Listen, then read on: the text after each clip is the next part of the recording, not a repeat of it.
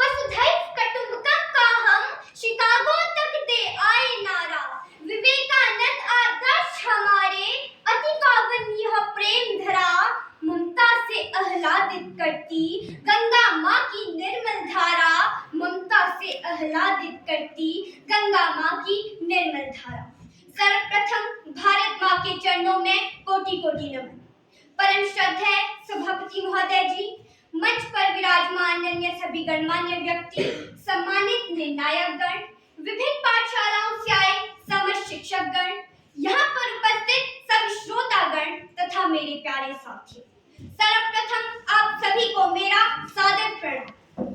मैं भारती कंवर राजकीय वरिष्ठ माध्यमिक पाठशाला कोटी घाट का प्रतिनिधित्व करते हुए इस प्रतियोगिता में महिला सशक्तिकरण पर अपने विचार व्यक्त करना चाहती हूँ। हिमाद्री के हिम शिखरों पर सबसे ऊंची चढ़ी बेटियां, शत्रु को ललकार लगाकर सबसे आगे चली बेटियां, माता बहना पत्नी बेटी, ये सब धन निभाकर सत्ता संग्राम के बलिदानों में सबसे पहले लड़ी बेटियां, सबसे पहले लड़ी बेटियां। महोदय, हम उस सनातन संस्कृति से आते हैं जहाँ पर हम अपने आराध्य को सीताराम, राधे कृष्ण और लक्ष्मी नारायण कहकर पुकारते हैं। मैं उस संस्कृति से आती हूँ जहाँ पर शूरवीरों को गंगा पुत्र भीष्म, देवकी नंदन श्री कृष्ण और कुंती पुत्र अर्जुन कहते हैं। यहाँ पर शूरवीरों की पहचान माता के नाम से होती है। पिता से पहले माता का नाम आता है, पति से पहले पत्नी का नाम आता है। मेरे कहने का भाव यही है कि हमारी संस्कृति में पुरुष से पहले स्त्री का स्थान आता है। मान्यवर, इस देश में जब कोई महिला सशक्त हुई तो वह हिमालय को लांघने वाली विछेंद्री पाल बनी। आकाश की छाती को चीरकर अंतरिक्ष की सीमा को नापने वाली कल्पना चावला और सुनीता विलियम्स।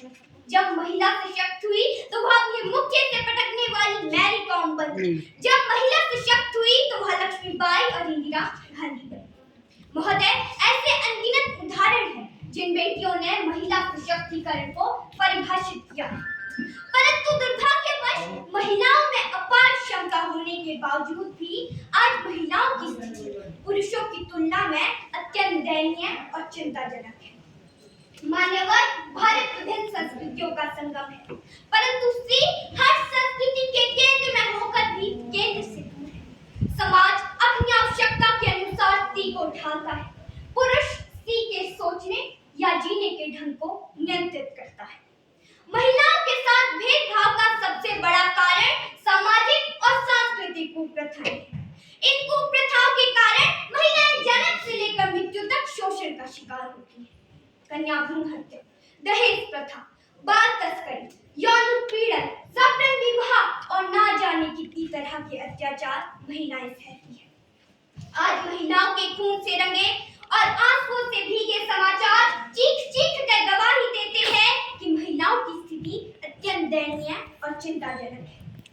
NCRB के अनुसार भारत में प्रत्येक वर्ष महिलाओं के साथ होने वाले अत्याचारों के कारण पुलिस थानों में 4.5 लाख मामले दर्ज किए जाते हैं।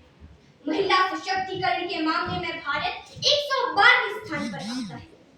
महिला सशक्तिकरण से तात्पर्य महिलाओं को सामाजिक, आर्थिक और राजनीतिक हर तरह से सशक्त करना है। महिलाएं अपना निर्णय स्वयं ले सके, वह चाहे किसी भी क्षेत्र का क्यों ना हो।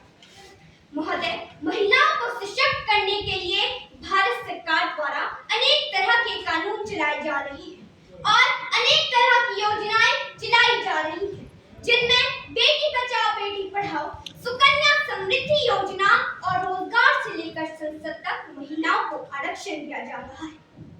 निश्चित रूप से इन सभी प्रयत्नों के अच्छे परिणाम आएंगे, परंतु जब तक हम समाज की सोच को नहीं बदलेंगे तब तक परिस्थितियां नहीं बदलेंगी। इसके लिए सबसे पहले हमें सामाजिक और सांस्कृतिक कुप्रथाओं को खत्म करके पुत्र मोह का त्याग करना होगा। बेटी को बेटे के समान समझना होगा। बेटी को शिक्षित करके कौशल युक्त बनाना होगा। बेटी को सामाजिक, आर्थिक और राजनीतिक हर तरह से सशक्त करना होगा। और इस बदलाव की शुरुआत हमें अपने आप से करनी करनी होगी, अपने परिवार से करनी होगी, अपने समाज से करनी होगी। महिलाओं का सम्मान मानवता की पहचान है, समृद्धि का प्रतीक है और श्रेष्ठ समाज की पहचान है। महिला सशक्तिकरण से देश बदलेगा, समाज बदलेगा, भविष्य बदलेगा और सुखों का जय घोष होगा। अंत में मैं इन पंक्तियों के साथ अपने शब्दों को विराम देती हूँ। हम वक्त की नजाकत को नजरअंदाज कर नहीं सकते। हम भविष्य में बेटियों को सशक्त किए बिना चल नहीं सकते। भूगोल से खगोल तक बेटियों का परचम लहरा रहा है।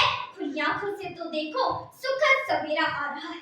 अब कुप्रथाओं को दरकिनार कर दो, खामियों को जहन से बाहर कर दो, नई इबादत लिखेंगे ये इरादा कर दो। नजर न सही, बस नजरिए में बदलाव कर दो, बस नजरिए में बदलाव कर दो। धन्यवाद। जय हिंद, जय भारत।